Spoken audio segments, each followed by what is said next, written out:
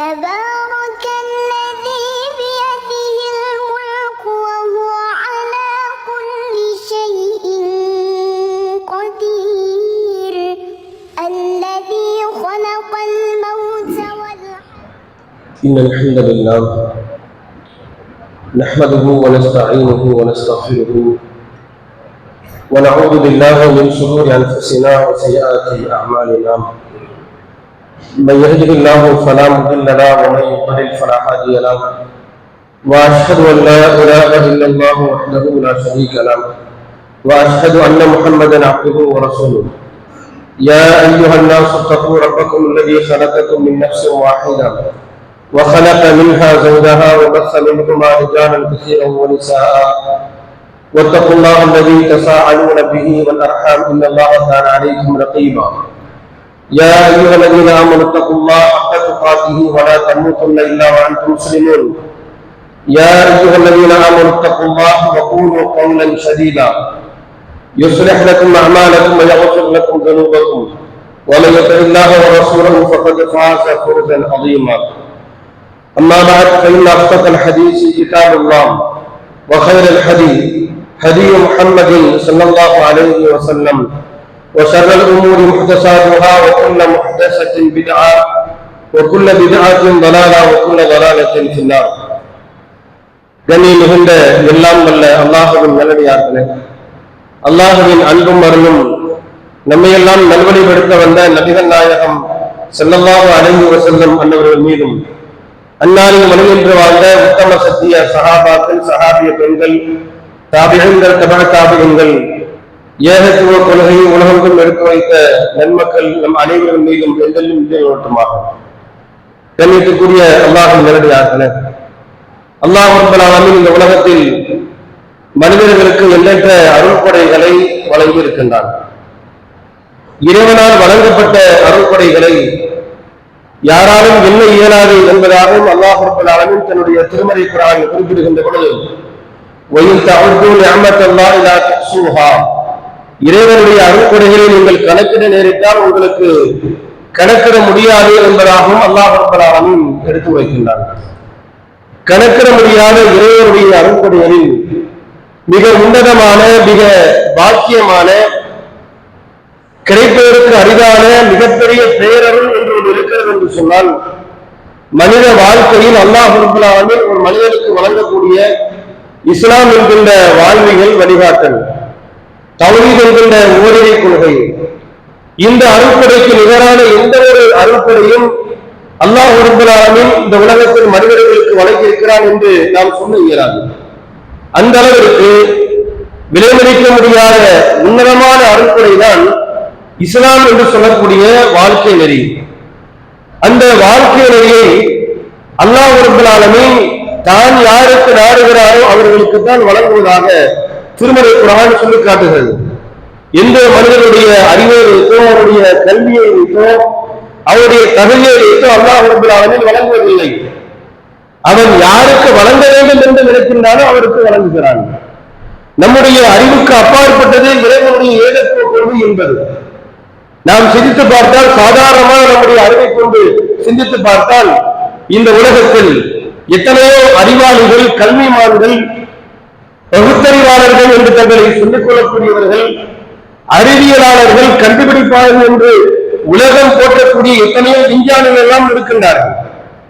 சந்திரயான், மங்கள்யான் என்று சொல்லக்கூடிய எத்தனையோ விண்கலங்கள் எல்லாம் அனுப்பி ஆய்வு செய்யக்கூடிய எத்தனையோ அறிவாளிகள், மனிதனுடைய உடல் கூறுகளை கண்டறியக்கூடிய அளவிற்கு உண்டான கல்வியை கற்றிருக்கக்கூடிய உடல் கூறு ஆய்வாளர்கள் என்று புகழப்படக்கூடியவர்கள், இப்படி நாம் யாரை எடுத்துக்கொண்டாலும் இந்த உலகத்தில் இவரை மிஞ்சிய அறிவாளர்கள் இல்லை என்று நாம் யாரை புகழ்ந்தாலும், யாரை பாராட்டினாலும், அவர்கள் தேர்வு செய்த வாழ்வியல் வழிகாட்டல் எது என்று நாம் பார்க்கின்ற பொழுது, அவர்கள் எதை வாழ்வியல் வழிகாட்டியாக தேர்வு செய்திருக்கிறார்கள் என்று பார்க்கின்ற பொழுது, அவர்களுக்கு வழங்கப்பட்ட அறிவுக்கும் அவர் பின்பற்றக்கூடிய கொள்கைக்கும் கடுகளவும் சம்பந்தமில்லை என்று சொல்லக்கூடிய அளவிற்கு அவர்கள் கண்டதையும் வழங்கக்கூடிய நிலையை இன்றைக்கு நாம் பார்க்கின்றோம்.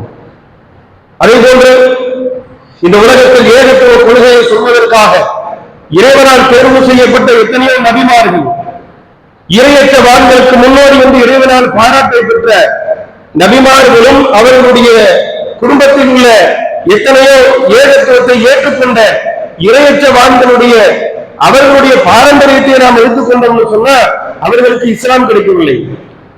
நம்ம சாதாரணமாக உலகத்தில் ஒரு ஆள் இருக்கிறார், ரொம்ப பெரிய ஒரு ஒழுக்கவான் இறையற்றவான் என்று நாம் இவரை பார்க்கின்றோம் என்று சொன்னால் சாதாரணமா நம்முடைய அறிவுக்கு தென்படுவது என்ன அப்படின்னு சொல்கின்ற பொழுது ரொம்ப ஒழுக்கமா இருக்கக்கூடியவர், ரொம்ப அல்லாஹ்வை பயந்து வாழக்கூடியவர், கண்டிப்பாக ஒரு குடும்பத்தில் எல்லாருமே ஒழுக்க சீலர்களாக இருப்போம் என்று நாம நினைக்கலாம். ஆனால் நிலைமாதற்கு நேர் மாற்றமாக இருக்கும். அதே வேளையில ஒருவரை எடுத்துக்கொண்டால் அவர் இஸ்லாத்திற்கு மிகப்பெரிய எதிரியாக, இஸ்லாத்திற்கு மிகப்பெரிய விரோதியாக, இஸ்லாத்தை ஒழித்துக் கட்ட வேண்டும் என்று கங்கணம் கட்டக்கூடிய ஒருவர் என்று நாம் இவரை பார்க்கிறோம் என்று சொன்னால் நம்முடைய சிந்தனையில் வருவது இவருடைய பாரம்பரியத்தில் எல்லோருமே இஸ்லாத்திற்கு எதிரானவர்கள் என்று நாம் நினைப்போம்.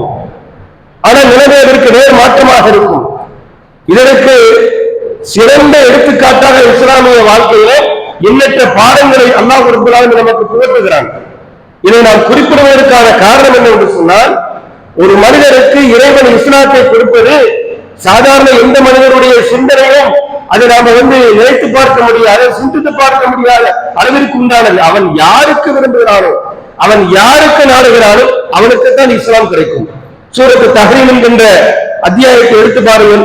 அதனுடைய இறுதியில் அல்லாஹ் ரப்பல் ஆலமீன் பேசுகிறான். இந்த உலகத்துல இறை மறுப்பாளர்களுக்கு முன்னோடியாக அல்லாஹ் இரண்டு பேர்களை கொண்டு அல்லாஹ் எடுத்துக்காட்டாக சொல்கிறான். இறைவனை ஏற்றுக்கொள்ளாத, இஸ்லாத்தை மறுக்கக்கூடியவர்கள், ஒட்டுமொத்த இஸ்லாத்தையும் ஏற்றுக்கொள்ளாதவர்களுக்கு முன்னோடி என்று அல்லாஹ் ரப்பல் ஆலமீன் பேசுகிறான். நரபல்லாஹு மஸலன் லில்லதீன கஃபரு இம்ராஅத நூஹின் வ இம்ராஅத லூத். நூஹினுடைய மனைவி, லூத்தினுடைய மனைவி, இரண்டு பேர்கள் யார்? ஒழுக்க சீலர்கள். இந்த மார்க்கத்தை உலக மக்களுக்கு எடுத்துரைப்பதற்காக வேண்டி இறைவனால் தேர்வு செய்யப்பட்ட இறை தூதர்கள். நூஹ் என்கின்ற இறை தூதர், லூத் என்கின்ற இறை தூதர். நரபல்லாஹு மஸலன் லில்லதீன கஃபரு இம்ராஅத நூஹின் வ இம்ராஅத லூத் கானதா தஹ்த அப்தைன் மின் இபாதினா ஸாலிஹீன். சாலிஹானவர்கள் இரண்டு அடியார்களுடைய பராமரிப்பில், அரவணைப்பில் இருந்தவர்கள். ஃபலம் யுக்னி அன்ஹுமா, இரண்டு ஒழுக்க சீலர்கள், இரண்டு இறையச்சத்தின் முன்னோடியாக சொல்லப்பட்ட நபிமார்களுடைய பராமரிப்பில் இருந்த இருவரும் இஸ்லாத்தை ஏற்றுக்கொள்ளாதவர்களுக்கு முன்னோடி என்று அல்லாஹ் ரப்பல் ஆலமீன் சொல்கிறான். எப்படிப்பட்ட இறை தூதர்?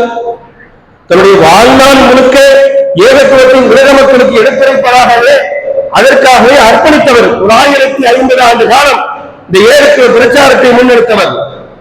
இன்னி தாவத்து கோவில் நெய்லோலஹாரா, இரவு பகலாக இந்த மார்க்கத்தை நான் மக்களுக்கு சொல்கின்றேன்.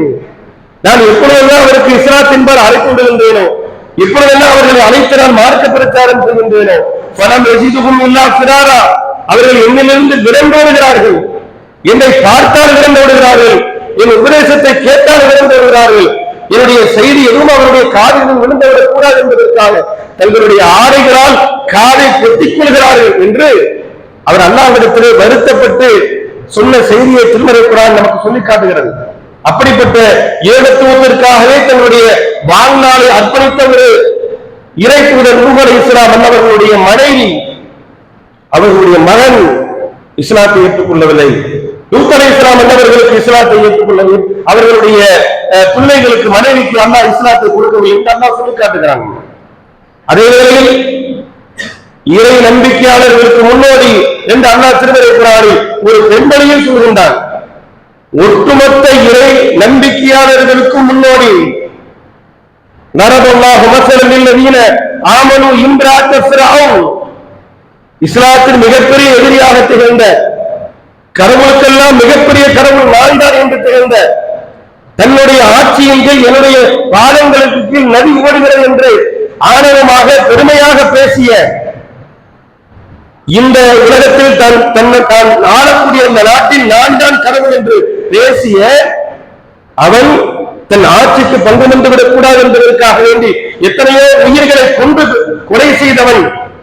அப்படிப்பட்ட அந்த ஃபிரௌனுக்கு மனைவியாக இருந்த ஒரு பெண்மணி, நாம் சிந்தித்து பார்க்க முடியும், கற்பனைக்கு எட்டாத ஒன்று இஸ்லாம் என்பது.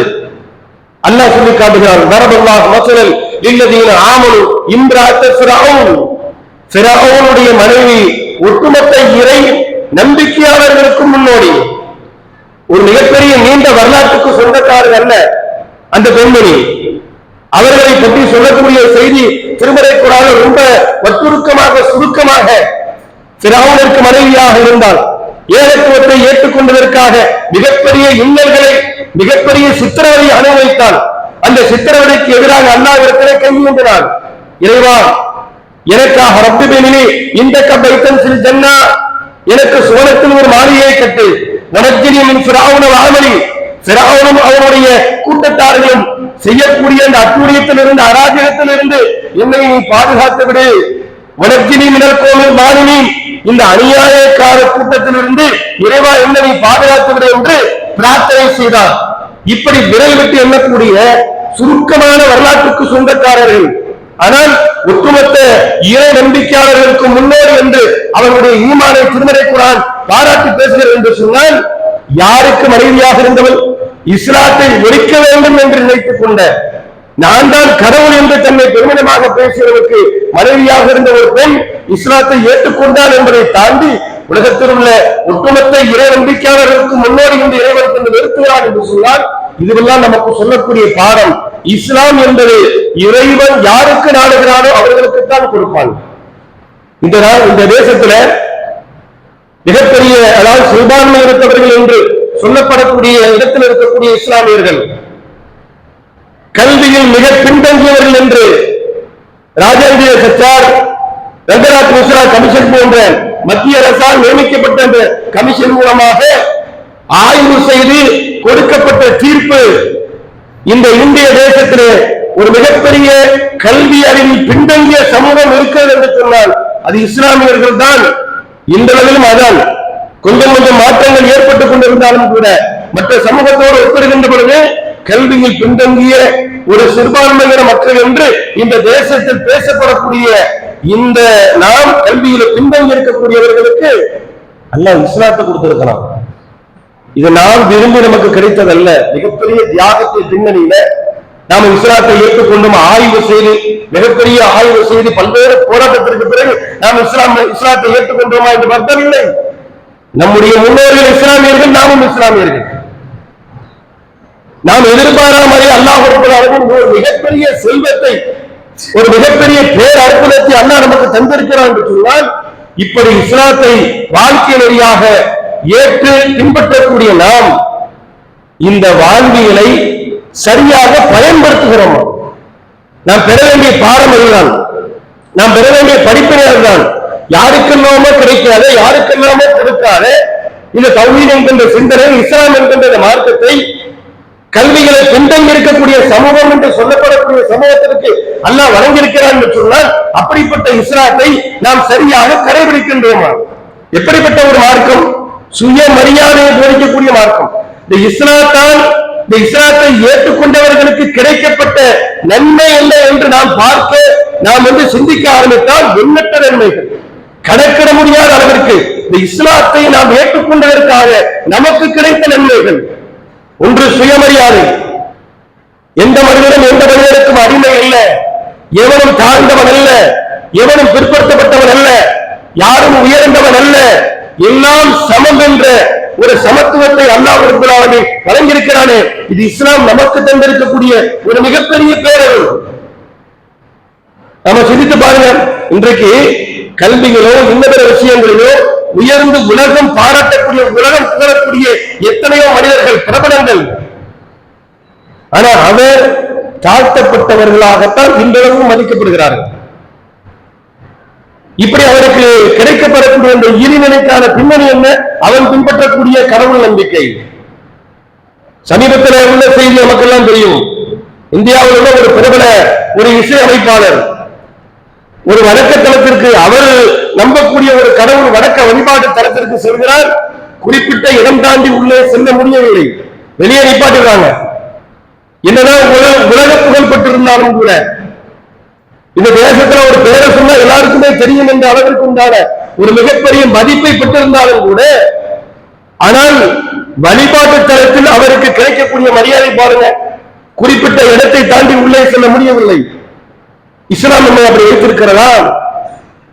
இந்த இஸ்லாம் என்கின்ற இந்த கொள்கையை ஏற்றுக்கொண்டால் முதலில் ஒரு மனிதனுக்கு கிடைக்கப்படக்கூடிய மிகப்பெரிய ஒரு நன்மை பேரருள் மனிதர் என்றால் மனிதருக்குரிய சுய மரியாதையை முழுமையாக வழங்கக்கூடிய ஒரே மார்க்கமா அன்னைக்கு இஸ்லாம் இருக்கிறது. அப்படிப்பட்ட மார்க்கத்தை கடைபிடிக்கக்கூடிய இஸ்லாமியர்களை பார்க்கிறோம். அவர்கள் பேர்தாங்கி முஸ்லிம்களாக பேரளவில் இஸ்லாத்தை கடைபிடிக்கக்கூடியவர்களாக இருக்கிறார்கள். பேருக்கு முஸ்லீமாக இருக்கிறாங்க.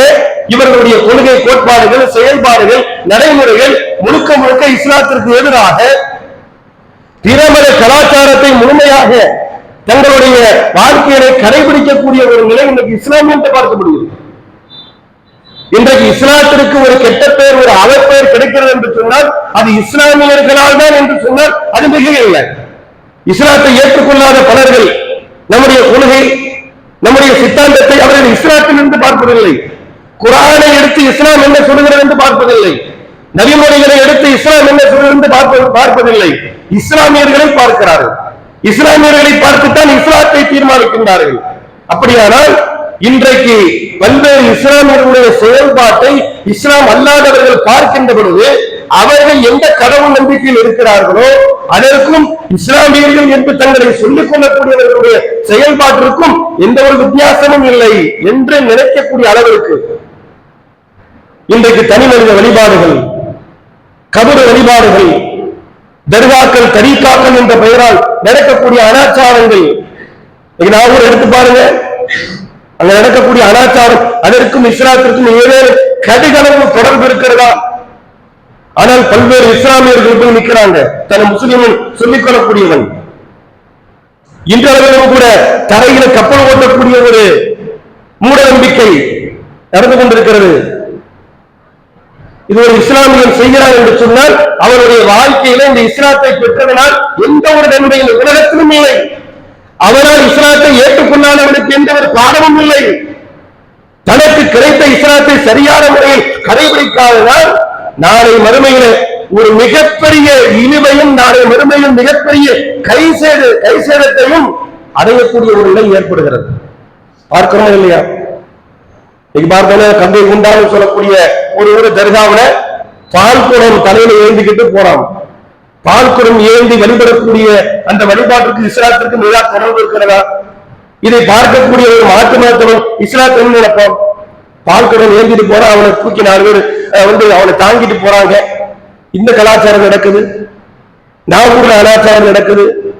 இறந்தவர்களை வழிபடக்கூடிய, அவர்களை கடவுளாக, மகான்கள், அவுலியாக்கள் என்று தெய்வமாக வழிபடக்கூடிய இந்த அனாச்சாரம் ஒரு இஸ்லாமியனை செய்கிறான் என்று சொன்னால் அவன் வாழ்க்கையில இஸ்லாம் என்கின்ற இந்த மார்க்கம் கிடைத்ததனால் எந்த பயனும் நாளை மறுமையில் கிடையாது அவனுக்கு. அல்லாஹ் ரப்பல் ஆலமீன் திருமறை குர்ஆன்ல சொல்லி காட்டுகிறான், மக்களே அல்லாஹ்வை பயந்து கொள்ளுங்கள், அல்லாஹ்வை பயப்பட வேண்டிய, அஞ்ச வேண்டிய விதத்தில் அஞ்சு கொள்ளுங்கள். வலா தமூத்துன்ன இல்லா வஅன்தும் முஸ்லிமூன், முஸ்லிமாகவே தவிர நீங்கள் மரணித்து விடாதீர்கள். இந்த உலகத்தில் ஒரு மனிதன் எது இல்லாமல் மரணித்து விடலாம், எதை அனுபவிக்காமலும் மரணித்து விடலாம். அவன் பிறந்ததிலிருந்து வியாதி, நோய் அதிலேயே தான் அவன் இருந்தான். எந்த ஒரு ஆரோக்கியத்தையும் அனுபவிக்கவில்லை, மரணித்து விட்டான். பெரிய இறப்பல்ல. பிறந்ததிலிருந்து கடைசி வரையில வருகின்ற கஷ்டம், சாப்பாட்டுக்கு வழியில் இப்படித்தான் ஒரு மனிதன் இந்த உலகத்தில் வாழ்ந்தார். உலகத்தின் எந்த இன்பத்தை அனுபவிக்கவில்லை, மரணித்து விட்டான். பெரிய கை சேதம் அல்ல. இப்படி இந்த உலகத்துல மனிதனின் இன்பமாக, பாக்கியமாக நினைக்கக்கூடிய எதையும் ஒரு மனிதன் அனுபவிக்காமல் மரணித்து விடலாம். அது மிகப்பெரிய கை சேதம் அல்ல. இஸ்லாம் என்கின்ற ஒரு மார்க்கம் கிடைக்காமல், அதை இஸ்லாம் என்கின்ற ஒரு வாழ்க்கையினரை கிடைக்கும் அதை சரியாக பயன்படுத்தாமல் ஒருவர் மரணித்து விட்டார் என்று சொன்னால் அதை விட மிகப்பெரிய கை சேதம் எதுவுமே இல்லை. இன்றைக்கு அப்படிப்பட்ட நிலைதான் இஸ்லாமியர்கள்ட்ட நிலவுகிறது. பகுத்தறிவு மார்க்கம் சொல்றோம், தீண்டாமை இல்லை சொல்றோம், இஸ்லாமிய பெருமிதமாக, அதாவது மிகப்பெரிய, அதாவது பிற மதத்தவர்கள்ட்ட எடுத்துரைக்கிறோம், பிரச்சாரம் செய்கிறோம். ஆனா நம்முடைய செயல்பாடையும், நம்முடைய வழிபாட்டையும், நம்முடைய நடைமுறையை பார்த்தோம்னு சொன்னா முகம் சுளிக்கக்கூடிய அளவிற்கு, பிற மதத்தவர்கள் பார்த்தாலே கேலியாக ஒரு கூட்டாக நினைக்கக்கூடிய அளவிற்கு இன்றைக்கு இஸ்லாமியர்கள் இந்த மார்க்கத்தை சரியாக புரிந்து கொள்ளாமல், குர்ஆனில் இருந்தும் நபிகளாருடைய வழிகாட்டில் இருந்தும் சரியாக புரிந்து கொள்ளாமல் பேரளவே முஸ்லிம்களாக வாழக்கூடிய ஒரு நிலை இன்னைக்கு பார்க்கிறோம்னு சொன்னா இதற்கு நாளை மறுமையில் அல்லாஹ்விடத்திலே பதில் சொல்லி ஆக வேண்டும். ஆக இஸ்லாம் என்கின்ற இந்த வாழ்க்கை நெறி ஒரு மனிதருக்கு இறைவன் கொடுத்த மிகப்பெரிய பேரவன், மிகப்பெரிய பாக்கியம். இந்த பாக்கியத்தை எந்த நிலையிலும் ஒரு மனிதர் இழந்துவிடக் கூடாது என்று சொன்னால் அல்லாஹும் அல்லாஹுடைய தூதரும் காட்டி தந்த அடிப்படையில் அழகான முன்மாதிரி என்று அல்லாஹ் தன்னுடைய திருமறை குர்ஆன்ல நபிகளாரை இப்ராஹிம் அலைஹிஸ்ஸலாம் அவர்கள் சொல்கிறார், லக்கத் கான லக்கும் ஃபீ ரசூலில்லாஹி உஸ்வத்துன் ஹஸனா லிமன் கான யர்ஜுல்லாஹ வல் யௌமல் ஆகிர் வ ذكرல்லாஹ கஸீரா. அல்லாஹ் குர்ஆன்ல சொல்றார், இந்த தூதருடைய வாழ்க்கையில அழகான முன்மாதிரி இருக்கிறது. யாருக்கு தெரியுமா? லிமன் கான யர்ஜுல்லாஹ வல் யௌமல் ஆகிர், யார் அல்லாஹ்வையும் மறுமையினாரையும் நம்பி அல்லாஹ்வையும் மறுமையினாரையும் யார் ஏற்றுக்கொண்டிருக்கிறார்களோ அவர்களுக்கு முன்னோடி. ஒட்டுமொத்த மனித குலத்திற்கு முன்னோடி அல்லாஹ் சொல்லல. ஏன் சொல்லல? யாரு, அதாவது இஸ்லாம் என்று சொன்னால் இப்படித்தான் வாழ வேண்டும் என்று ஒரு வரையறை நமக்கு கற்றுத் தருகிறது. எப்படி வேண்டுமானாலும் வாழலாம் என்பதல்ல இஸ்லாத்துடைய கோட்பாடு. ஒருவர் தன்னை இஸ்லாத்தில் இணைத்துக் கொண்டால் இஸ்லாம் என்ன சொல்கிறதோ, அல்லாஹ் என்ன சொன்னாரோ, அல்லாஹ்வுடைய தூதர் என்ன சொன்னார்களோ அப்படித்தான் அவருடைய வாழ்க்கையை அமைத்துக் கொள்ள வேண்டும். அப்படி தன்னுடைய வாழ்க்கையை அமைத்துக் கொண்டவர்களுக்குத்தான் இந்த தூதருடைய வாழ்க்கையில முன்மாதிரி இருக்கிறதே தவிர எப்படி வேண்டுமானாலும் வாழ்ந்து விடலாம், தாண்டோடித்தனமாக வாழலாம், எப்படியும் சம்பாதிக்கலாம், உலகை எப்படியும் அனுபவிக்கலாம் என்று நினைக்கக்கூடிய ஒருவருக்கு இந்த தூதருடைய வாழ்க்கையில முன்னேறி இருக்குதா? இருக்காது. திருடலாம் என்று திருட்டுத்தனமாக நம்ம சம்பாதிக்கலாம் என்று நினைக்கக்கூடியவருக்கு தூதருடைய வாழ்க்கையில வழிகாட்டலை முன்னேறி பார்க்க முடியுமா? திருடினால் கையை வெட்டணும்னு சொல்லக்கூடிய அல்லாஹ்வுடைய தூதர்.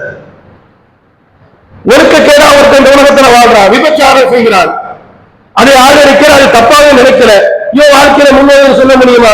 விபச்சாரம் செய்தால் அவரை கல்லால் அடிய வேண்டும் என்று சொல்லக்கூடிய மார்க்கம் இது. அப்ப யாருக்கு முன்னோடி அல்லாஹ் சொல்றான்?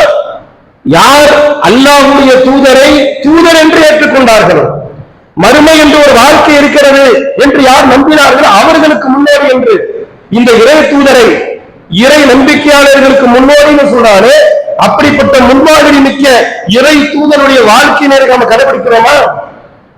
அல்லாஹ்வுடைய தூதரை இறுதி பேரவையில் சொன்னாங்க, ஒரு தெளிவான ஒரு பாதையில் உங்களை நான் விட்டுச் செல்கிறேன், குர்ஆனை உங்களுக்கு நான் தந்திருக்கிறேன், இதற்கு பிறகு யாராவது வழிகட்டு போனால் அவர்களை விட மிகப்பெரிய கைசேதமானவர்கள் யாரும் இல்லைன்னு அல்லாஹ் சொல்லுகிறார். அல்லாஹ்வுடைய தூதர் சொல்றாங்க, தெளிவான பாதை குர்ஆன் என்கிற அந்த வாழ்வியல் வழிகாட்டல், அதை ஏற்றுக்கொண்டு இன்னைக்கு ஒருத்தர் வழிகேட்டில் போய் விழுறா அப்படின்னு சொன்னா, இன்னைக்கு பார்த்தோம் சொன்னா நபிகள் நாயகம் ஸல்லல்லாஹு அலைஹி வஸல்லம் அன்னவர்களுடைய அந்த வாழ்வியல் வழிகாட்டல் எந்த அளவிற்கு நபிகள் நாயகம் ஸல்லல்லாஹு அலைஹி வஸல்லம் இந்த உலகத்திற்கு வழிகாட்டி விட்டு சென்றிருக்கிறார் என்று சொன்னால், சல்மான் ஃபாரிசி ரலியல்லாஹு அவர்கள் அவங்கள்ட்ட ஒரு யூதன், ஒரு யஹூதி பரிகாசம் செய்யக்கூடிய வகையில் சொல்கிறார், உங்க முகமது உங்களுக்கு எல்லாவற்றையும் கற்றுத் தருகிறாராமே, எல்லாவற்றையும் கற்றுத் தருகிறார். குல்ல செய்யல் அத்தல் ஹிரா, ஒரு மனிதர் மனிதனம் கழித்தால் எவ்வாறு சுத்தம் செய்ய வேண்டும் என்பதை கூட உங்களுடைய முகமது உங்களுக்கு கற்றுத் தருகிறாராமே, ஏன் அது கூட உங்களுக்கு தெரியாதா? அதை கூட ஒரு ஆள் உங்களுக்கு கற்றுத்தர வேண்டுமா என்று சொல்லி நபிகளாருடைய வழிகாட்டலை பரிகாசம் செய்யக்கூடிய வகையில் சல்மான் ஃபாரிசி அவர்கிட்ட ஒரு யஹூதி சொல்கிறார். அதுக்கு சல்மான் ஃபாரிசி அவங்க சொன்னாங்க, அஜல், அது என்ன பெரிய விஷயம், மனிதனம் கழித்தால் எவ்வாறு சுத்தம் செய்ய வேண்டும் என்பதை எங்களுடைய இறை தூதர் எங்களுக்கு கற்றுத்தந்ததை இழிவாக பரிகாசமாக சொன்னார் என்று சொன்னால் அதை விடவும் அற்பமானதையும் எங்களுடைய இறை தூதர் எங்களுக்கு கற்றுத்தந்திருக்கிறார். மனதிடம் கழித்தால் எந்த திசையை முன்னோக்க வேண்டும், எந்த திசையை முன்னோக்க கூடாது, எந்த கரத்தால் சுத்தம் செய்ய வேண்டும், எந்த கரத்தால் சுத்தம் செய்யக்கூடாது, எத்தனை தடவை சுத்தம் செய்ய வேண்டும், எந்த பொருளால் சுத்தம் செய்ய வேண்டும் என்பதையெல்லாம் கூட எங்களுடைய இறை தூதர் எங்களுக்கு கற்றுத்தந்திருக்கிறார்கள் என்று அவன் எதை பரிகாசமாக எதை மட்டமாக சொன்னாரோ அதை விட மட்டமானதை கூட எங்களுக்கு இஸ்லாம் வழிகாட்டல் தந்திருக்கிறது என்று ஒவ்வொன்றுக்கும் வழிகாட்டலை தந்து சென்ற அல்லாஹ்வுடைய தூதருடைய வாழ்வியல் வழிகாட்டலை பின்பற்றக்கூடிய இஸ்லாமிய சமூகம் பிற மத கலாச்சாரத்தை, பிற மதத்தவர்களை ஒவ்வொரு விஷயத்திலும் கடைபிடிக்கக்கூடிய ஒரு நிலை இன்னைக்கு பார்க்கிறோம்னு சொன்னா இதை விட மிகப்பெரிய ஒரு இழிவு இஸ்லாத்திற்கு இல்லை. அப்ப இஸ்லாமியர்களாக வாழக்கூடிய நாம் இஸ்லாம்னா என்ன, அதனுடைய தாற்பயம் என்ன, யார் சொன்னால் மார்க்கம், யார் வழிகாட்டினால் மார்க்கம் என்பதை குர்ஆனில் இருந்தும் இறை தூதருடைய வழிகாட்டிலிருந்தும் சரியான முறையிலே நாம் அதை அறிந்து நம்முடைய வாழ்க்கையிலே செயல்படுத்த வேண்டும் என்று சொன்னார். நாம் இருக்கக்கூடிய இதே நிலைகளில் நம்முடைய முன்னோர்கள் எதை இஸ்லாமில் கடைபிடித்தார்களோ அதை வழியும் நாமும் சென்று விடுவோம் என்று சொல்லி கண்மூடித்தனமாக நம்முடைய வாழ்க்கையை செயல்பட்டு மரணிப்போம் என்று சொன்னார்.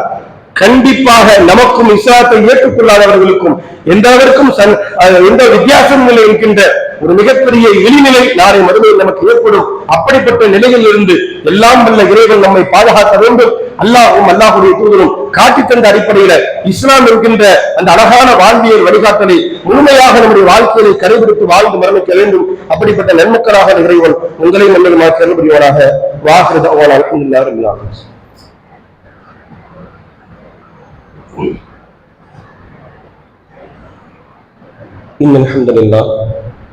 கண்ணியத்திற்குரிய எல்லாம் வல்ல அல்லாஹ்வின் நல்லடியார்களே, நாம் பின்பற்றக்கூடிய இஸ்லாம் என்கின்ற மார்க்கம் இறைவனுக்கு சொந்தமான மார்க்கம். இந்த மார்க்கத்தில் எதை செய்வதாக இருந்தாலும், எது கூடும் எது கூடாது என்று சொல்வதாக இருந்தாலும், அதற்கு திருமறை குர்ஆனும் நபிகளாருடைய வாழ்வியல் வழிகாட்டலும் நமக்கு எதை சொல்கிறதோ அதை அடிப்படையாக கொண்டுதான் அந்த மார்க்கத்திற்கு வழங்க வேண்டும் என்று சொல்லக்கூடிய ஒரு மார்க்கம். இப்படிப்பட்ட இந்த மார்க்கத்தில் அல்லாஹ்வுடைய தூதர் அவர்கள் வாழ்ந்த காலகட்டத்தில் பல்வேறு முன்னறிவிப்புகள் செய்தார்கள். அவர்கள் செய்த முன்னறிவிப்புகளில் ஒன்று, தர்க்கமுன்ன சுனன மன்கான கபலக்கும் ஷிபரம் ஷிபரின் திராஅம் திராஇன். ஒரு காலம் வரும், ஒரு சமுதாயம் வருவாங்க. யார் அவர்கள்? உங்களுக்கு முன்வாழ்ந்த அந்த சமூகத்தை ஜானுக்கு ஜான் முளத்திற்கு மூலம் அவர்கள் பின்பற்றுவார்கள் அப்படின்னு சொல்றாங்க. சஹாபாக்கள் கேட்கிறாங்க, அகம் யஹூதவன் நஸாரா யா ரசூலல்லாஹ், நீங்கள் யூத கிறிஸ்தவர்கள் யார் சொல்கிறீர்கள்? ஆம், அவர்கள் அல்லாத வேறு யாரு? யூத கிறிஸ்தவர்களை ஜானுக்கு ஜான் முளத்திற்கு மூலம் பின்பற்றக்கூடிய ஒரு கூட்டம் வரும். எந்த அளவிற்கு சொன்னா, அவர்கள் ஒரு உடும்பு பொந்துக்குள்ளே அவர்கள் நுழைந்தாலும் நீங்களும் அதில் சென்று நுழைவீர்கள் என்பதாக அல்லாஹ்வுடைய தூதர் சொன்னாங்களே. அவர்கள் எச்சரிக்கை செய்த, அவர்கள் முன்னறிவிப்பு செய்த அந்த காலம் நாம் வாழக்கூடிய இந்த காலம் தானா என்று நாம் நினைத்தால் அந்த அளவிற்கு இன்றைக்கு இஸ்லாமிய சமூகத்தை பார்க்கிறோம். முழுக்க முழுக்க அவர்களுடைய ஆடை கலாச்சாரம், சிகை அலங்காரம், நடைமுறை பாவனைகள் எல்லாமே யூதர்களை கடைபிடிக்கக்கூடிய ஒரு நிலை இன்னைக்கு பார்க்கிறோம். குறிப்பாக இந்த மாதத்தினுடைய அதாவது இறுதியில், அதாவது கிறிஸ்துமஸ் என்று சொல்லக்கூடிய அந்த பண்டிகையா இருக்கட்டும், புத்தாண்டு என்று அவர்கள் கொண்டாடக்கூடிய பண்டிகையா, இதற்கும் இஸ்லாத்திற்கும் எந்த தொடர்பும் இல்லை. இது கிறிஸ்தவ மதத்தவர்களுடைய வழிபாட்டு பண்டிகையுடைய அவர்களுடைய நம்பிக்கை. அது சரியா தவறா என்பதை நாம பேச வேண்டிய இடம் இது அல்ல, அது வேற. ஆனால் இன்றைக்கு ஏராளமான இஸ்லாமியர்கள் புத்தாண்டு என்கின்ற பெயரால் அவர்கள் எதையெல்லாம் செய்கிறார்களோ அதற்கு சத்திரம் குறையாத அளவிற்கு இஸ்லாமியர்களும் செய்யக்கூடிய நிலையை பார்க்கும். புதிதாக ஆடை வாங்குவதென்ன, அன்றைக்கு ஒரு இனிப்புகளை கொடுத்து மகிழ்வது என்ன, பிள்ளைகள் குடும்பங்களுக்கு மத்தியில சிறப்பான உணவை சமைத்து சாப்பிடுவதென்ன, வாழ்த்து பரிமாறிக்கொள்வதென்ன, இதெல்லாம் நாம என்ன நினைச்சுட்டு இருக்கிறோம்னா இது ஒரு ஃபேஷன்.